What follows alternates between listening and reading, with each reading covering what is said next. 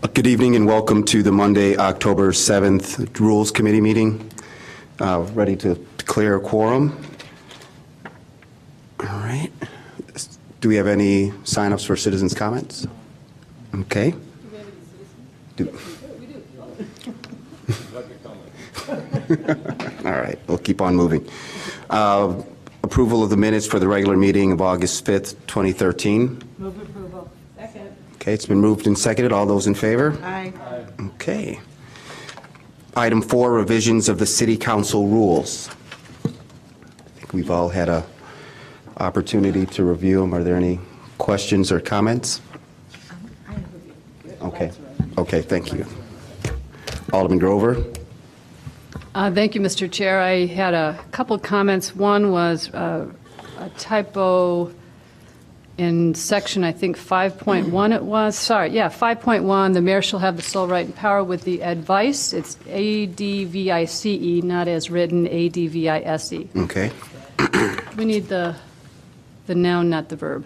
Okay. There on Got it. 5.1, the first sentence. I have other thoughts too, but that was just... Okay.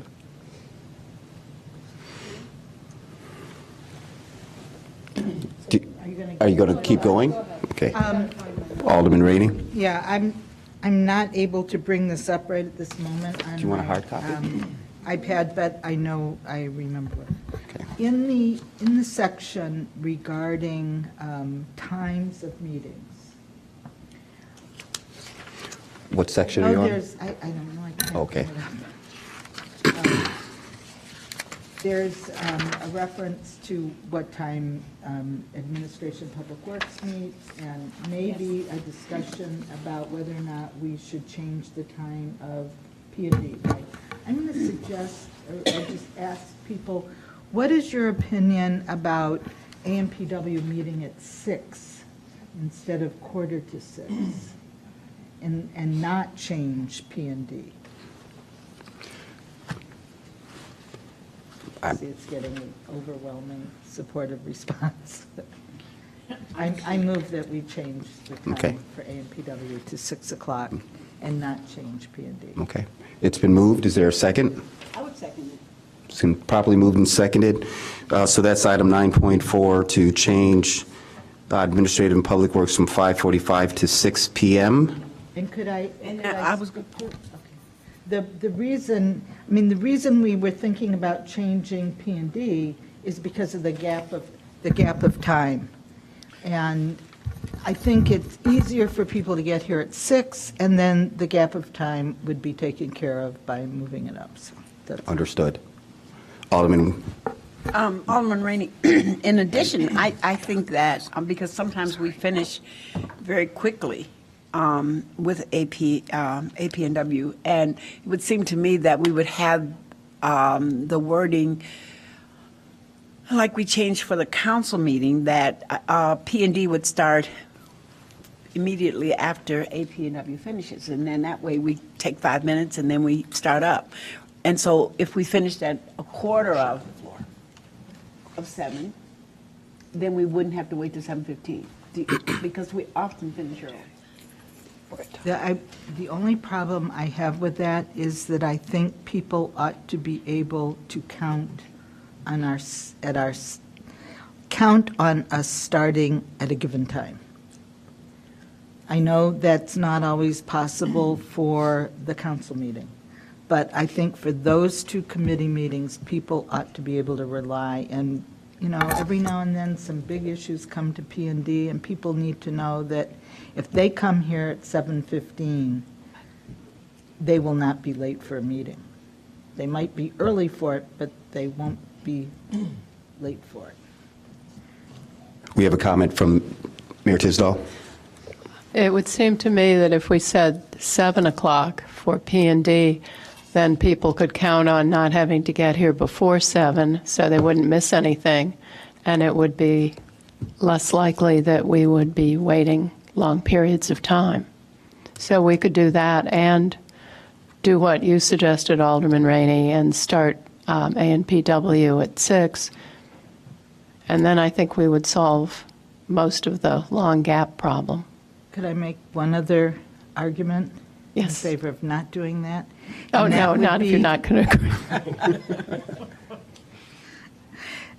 That would be that people who get here for the, aldermen who get here for the Administration and Public Works Committee meeting might be arriving just as, at 6 o'clock, and maybe have not had a chance to stop at home or get a cup of coffee or a drink of water, and a few minutes in between meetings is very refreshing for people like that. Okay. Alderman Tindem. Thank you. I do like the idea of having the meetings at specific on-the-clock times, or at least half hour. It seems we have different, unless you're a regular at a meeting, the odd times to me are difficult to remember. And I do think that, all we're really doing here is suggesting a published time. And we have the flexibility, if we run over, obviously, to deal with that. But you can always have a certain given break between, Right. like a 10-minute break mandatory between each meeting or something. But I like the idea of doing 6, 7, and then, a certain time after P&D ends. Okay. All right. I'll accept the amendment of, what time did you say, 7:15, Mayor? I said 7. All right, whatever you say, you're the mayor. Wait. 7 for P&D. Is that Yes. it? Okay. Do we want to vote on item 9.4 first, or do them together? Together, I'll Together. accept it. Okay. All those in favor of changing item 9.4 start time for Administrative Public Works from 5:45 to 6 p.m. and Plan Development item 9.6 from 7:15 to 7 p.m. signify by saying aye. Aye. Any opposed? Motion carries. Alderman Wilson? With regard to 10.5, which I'm in violation of at the moment, it requires aldermen to stand when speaking, and I think just in our ordinary meetings, I don't know that we all need to be popping up and down, so I don't know that we need that as a rule. Any thoughts on that? I'm glad you asked that, because I wanted to know, where did that come from? From me, Oh, okay. for years, ever I know, since it's been I've there been for on the years. council, we've stood. And then at some point, we didn't, and I felt that that was disrespectful to the community and to the rest of the council. I don't think you should stand during a committee meeting, but during the council meeting, I think you should. Just saying. How about making it optional, may instead of shall?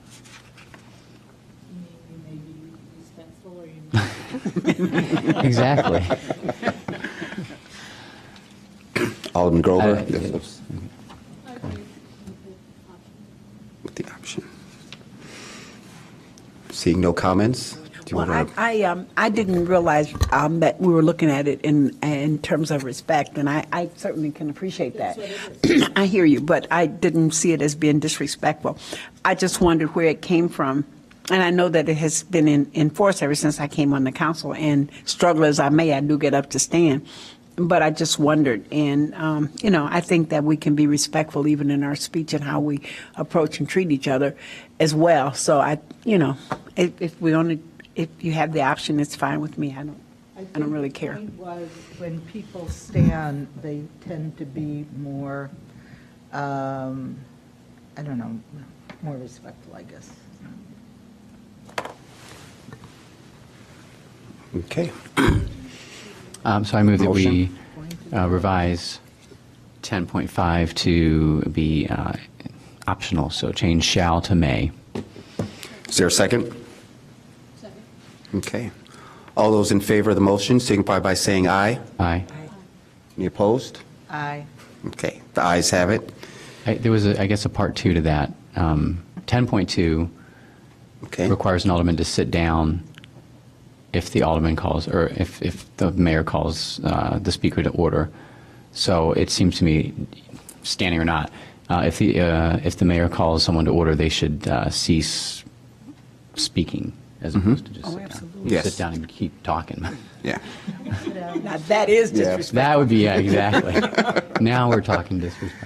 All right. So if we could change shall immediately cease speaking instead of shall immediately sit down. Okay. All right. It's been properly moved and seconded to change item 10.2. All those in favor signify by saying aye. Aye. Any opposed? Okay, the item is changed. Anything on 10.3, Alderman Wilson? Do you need a vote? About the mayor can just...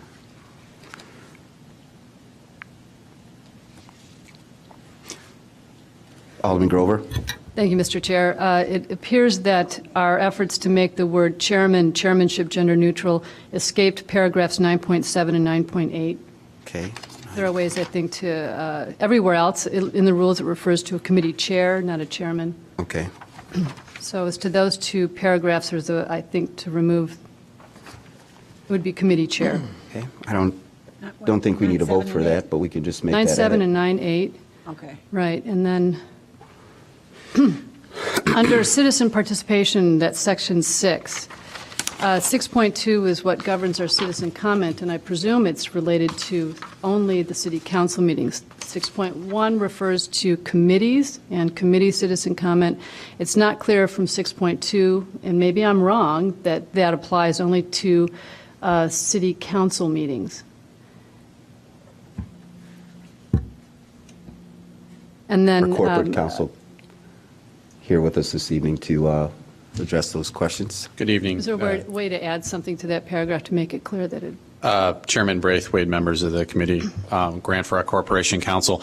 Actually, the citizen participation only speaks directly to council. The committees actually have some standing rules, or it's at the discretion of the chair. So in terms of 6.1, it's open-ended with respect to committees. Committees aren't covered.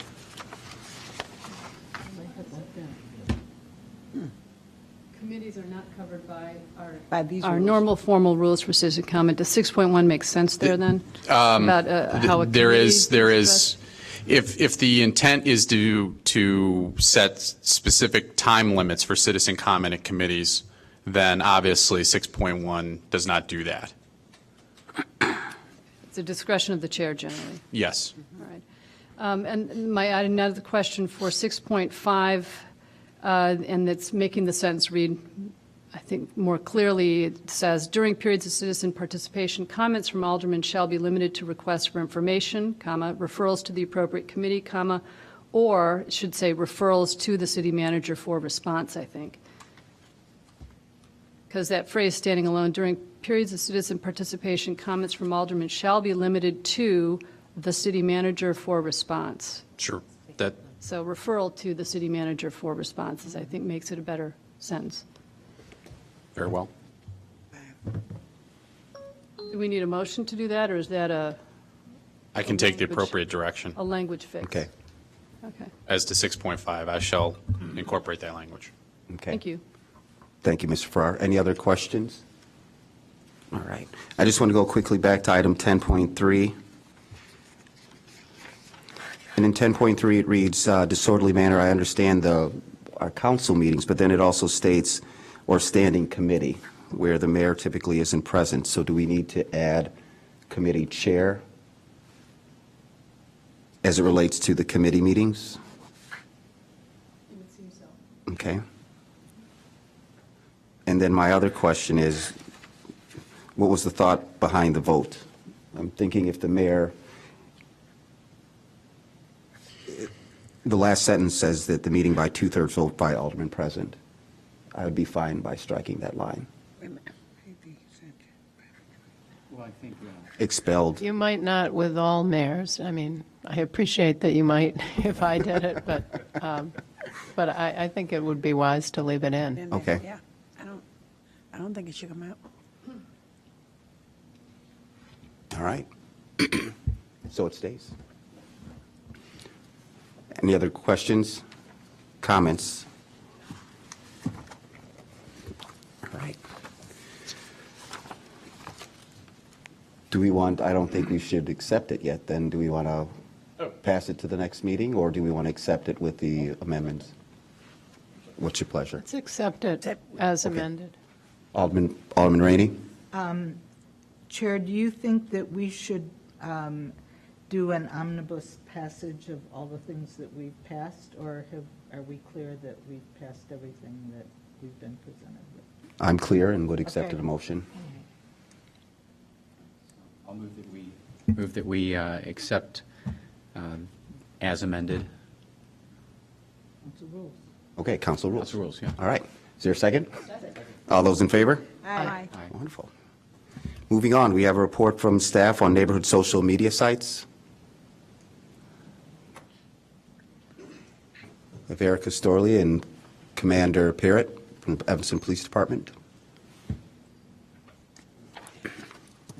Hello, Committee Chair Braithwaite, members of the council. I'm Erica Storley, Community Engagement Manager. And as I understand, last time we met in August, there was some discussion about Nextdoor. I'm here today with Commander Parrott from the police station to answer any questions you have, discuss how we may use this, or give direction from you on what you would like to see next from us. Alderman Grover. Thank you, Mr. Chair. This one popped up for me because I've seen now, I'm a member of two different Nextdoor communities. They're based around a couple of the schools, Kingsley School and Willard School, and want the city to be able to use this and plug into this and use it as a tool for our citizen engagement, our citizen outreach. And it seemed to be a really nice vehicle to do this. I didn't know that Nextdoor had a city tool as part of, and maybe you can help me understand what that does and what that offers. But if there are Nextdoor groups who would give permission for the city to participate, I think it would be a great resource for both the groups and the city. There are also, as you know, neighborhood listservs, message boards, all kinds of different group communications. Nextdoor is a nice vehicle, I thought, and pretty effective. Most of it has been about getting rid of baby furniture, from what I've seen on at least one of the sites that I've seen. But it has real potential once people figure out what it is and how it can work for them. Sure. So I've seen a couple of demos on this, and at a conference I went to earlier this year, it's been widely used, mostly on the West Coast where it started. But the city, to have a city account, needs to get, I think, 250 people signed up throughout the city. We're pretty close to that. But once we get that number, we'll be able to have an account that we can then use to disseminate information to the various groups that are on there. Right now, those groups are closed. We call this Facebook for neighbors. So you cannot get on these neighborhood groups unless you have a verified address in that neighborhood. And there's many different means they use to verify the address. But the city account does not let us view anything on those groups because we don't live in those neighborhoods. It only allows us to disseminate information to those groups. So I think Commander Parrott can speak to what types of information he would utilize those groups for, but we see this as just another tool that we would use in the arsenal of communication tools that we use. Obviously, neighborhoods are organized in various ways, and this has been successful, like I said, in other communities. So if we see good use for it, we would be happy to try to get some more masses to get behind it. Alderman Rainey. The question I would have is, in this community, there are some very mature, not necessarily sophisticated, but mature, long-standing message boards such as mine. There's 90,000 messages on mine. And I'm just wondering, because this community is so sophisticated, are there not already networks and news lists, et cetera, in neighborhoods? And would this not be fragmenting some of that? I mean, how many things can we watch? That's my concern.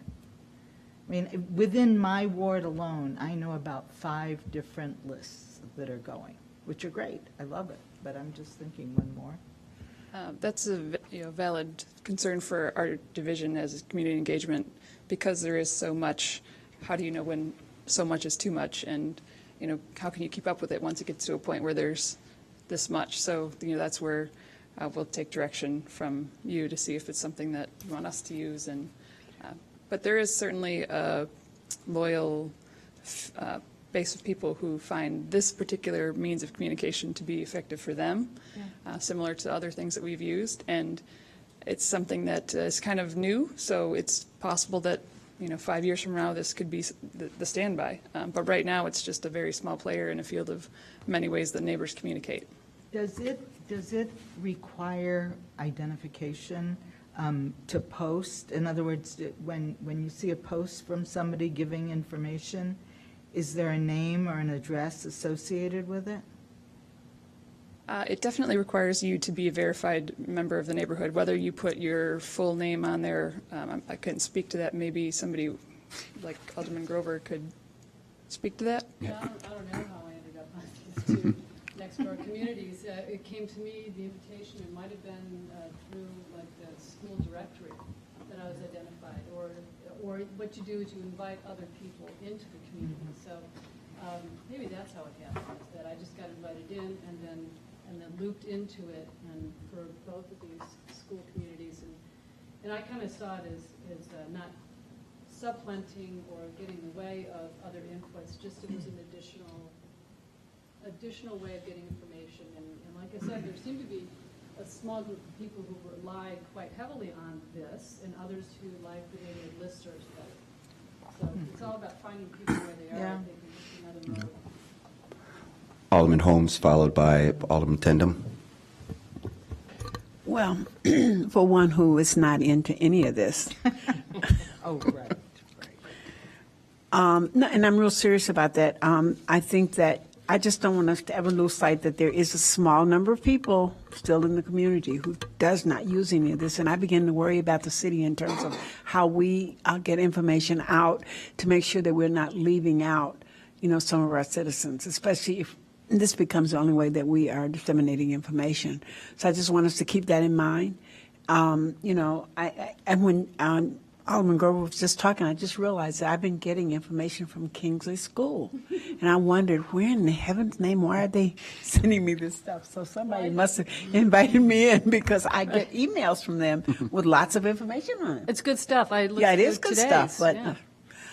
I don't have a kid at Kingsley, and I was thinking, I was trying to figure out how, but I think they did this as a courtesy for us. Probably, and then I could send that out to the people who have kids at Kingsley in my ward. Now, I can do that, I could pass it on. But it's amazing how, it works. I'm fascinated by it. I just don't care to do it. And so I just want us to be ever mindful of those few people. We're probably maybe less than 100 now. I'm kidding. Dolores, we are not that small a group. But there are some of us who still don't do any of this social media stuff. Thank you, Alderman Holmes. Alderman Tindem. Thank you. There was a group in my ward that used it because it was quick and easy to establish what I think is eventually going to become a neighborhood watch group, and they did not have one in their area, obviously. So I was asked to join, but I had problems doing it since I couldn't somehow fool the system to to say I lived there. But there must be a way to invite people who actually don't have the address. But I think they use it as a very good tool. I think it's just something we need to let people know that it's out there, and but maybe keep the networks that we follow very tight. And the Neighborhood Watch Group network, as far as my ward, is pretty extensive, and that's very well established. I'd like to see a continuance of that, certainly. All right. Bad direction. So, Alderman Grove, were you looking for our committee to do something specific, or just bring awareness about No, I the think it was neighborhood just site? a report on it, and I was Okay. curious to know how it would work on a citywide scale. And Commander Parent, maybe you can help us understand what kind of information you might, same kind of stuff, I'm assuming that you would I you would think, email that, Madam Mayor, Alderman, and Mr. Assistant City Manager, I think from the police standpoint, getting information out to the community, whether it's public safety, crime prevention, or crime patterns occurring in a certain area, it's really nothing that we would not give out information to a neighborhood that we would not give out to anybody in the public. So it's helpful that way, but being able to be focused on a specific neighborhood where a problem might be occurring, that we can get that message out, and also allow the problem-solving officer that's assigned to that area to get to know that neighborhood a little better and also be able to communicate with them, have them invited in. And as I know, as Alderman Rainey said, there are a lot of different avenues already that the community uses. This is just another channel to get, especially people that are not organized yet, to use it for that. So we're going to ask our problem-solving officers to get to know the virtual neighborhood as well as the actual I think it's neighborhood. important for them to know both. And Yeah. but face-to-face obviously is very important, but having that ability to communicate electronically is important too. City Manager, Acting City Manager Marty Lyons. I was just going to second that might be the way that we approach a couple of pilots to say, let's let our PSTs try it out and see what kind of communications, and we can send a packet of information out in the future that to the Rules Committee that says, here's what they actually were using it, how they were using it. Okay.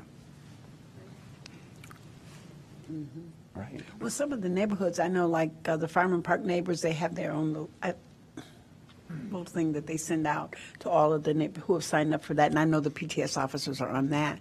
And the same with the Smith Park neighbors, they have theirs, West End neighbors have theirs. So there are neighborhood groups that have their own, Yeah. I'm just calling them email lists because that's the only thing that I can relate to. And, you know, I get mail back and forth from them, and I know the PTS officers are involved with that.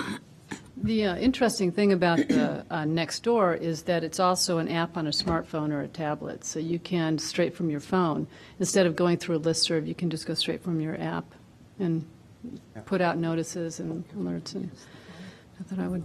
Alderman Rainey, did you want to make a comment? I do have one quick question, and again, second ward, same thing. We have many listservs. Our PST officer is a part of each and every neighborhood group. Each one of our listservs, and I'm sure you all agree, does have a moderator, meaning every once in a while people get wacky on the internet. And so my question is, with this site, does it have a moderator, or is there an administrator, and who would that person be, or whom would that person be if we were to get involved? I believe they're team leads or neighborhood leads that kind of, sometimes the ones that invite you in have Yeah. like a more elevated status. But for the most part, it's supposed to be community driven. So there's, you know, like I said, as a city, we can't see what's being said. We can Right. only disseminate information. So there's not going to be a way for us to be involved in that kind of behavior curbing. But there are certainly some mechanisms in place built in the tool for things to kind of keep on track. All right. All right. Any other questions, comments? Thank you for your report. Item 6, new business. Seeing none. Motion to adjourn? All right. Second. Properly moved and seconded. We're adjourned. The Human Services meeting will start at 7:30.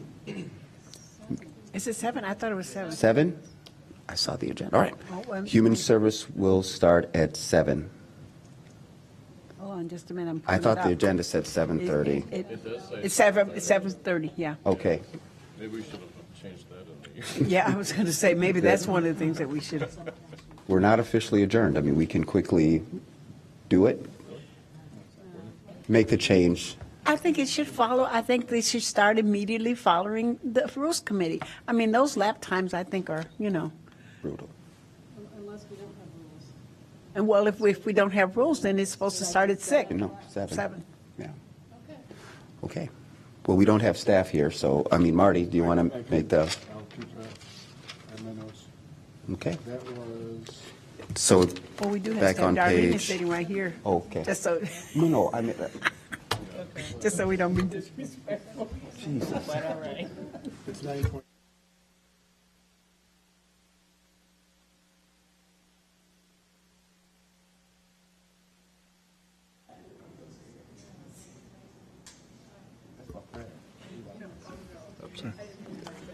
All right.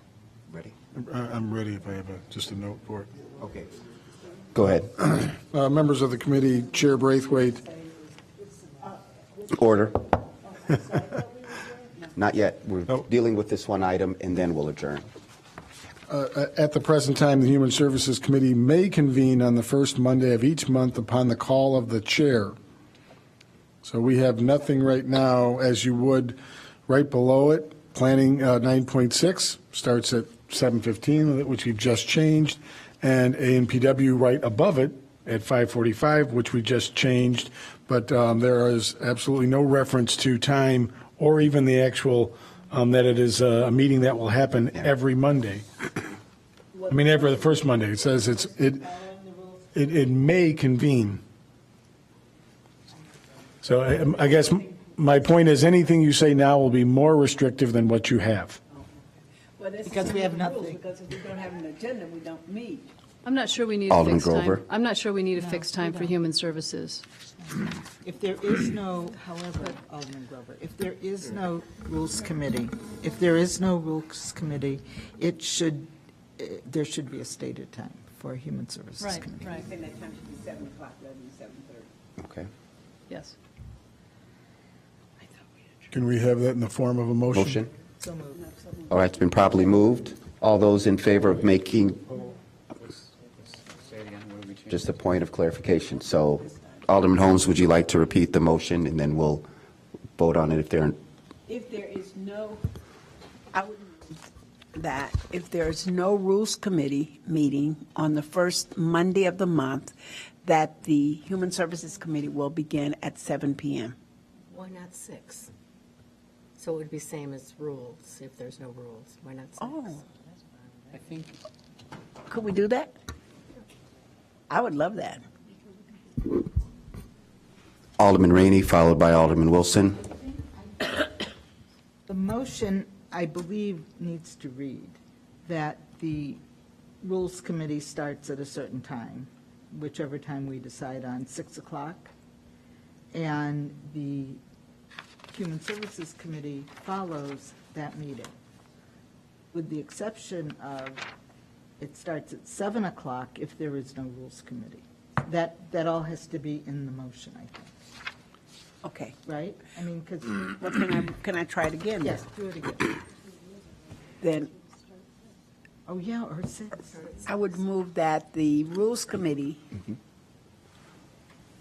no, that the Human Services Committee, which meets on the first Monday of the month, will meet at 7 p.m.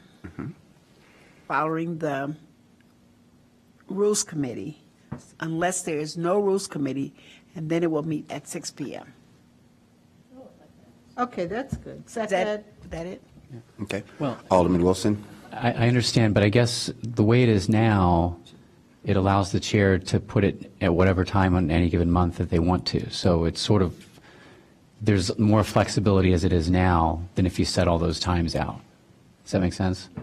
I mean, so if you don't have rules, then the chair would just set it at 6, unless there's some reason not to, or, so it's so open-ended now, it gives the chair, the discretion to set it as needed or when needed.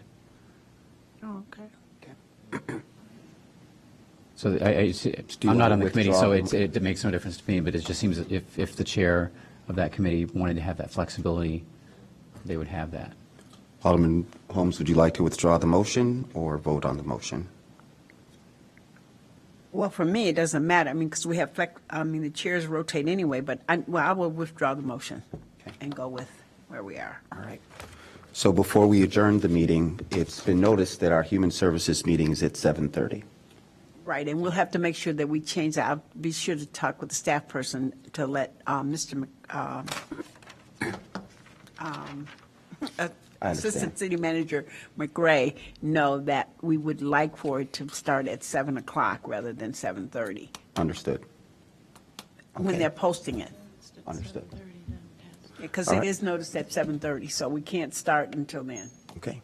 So those of you that are with us, the next meeting, Human Services, will start at 7:30. We had a motion to adjourn. All those in favor? Aye. Meeting adjourned. Thank you.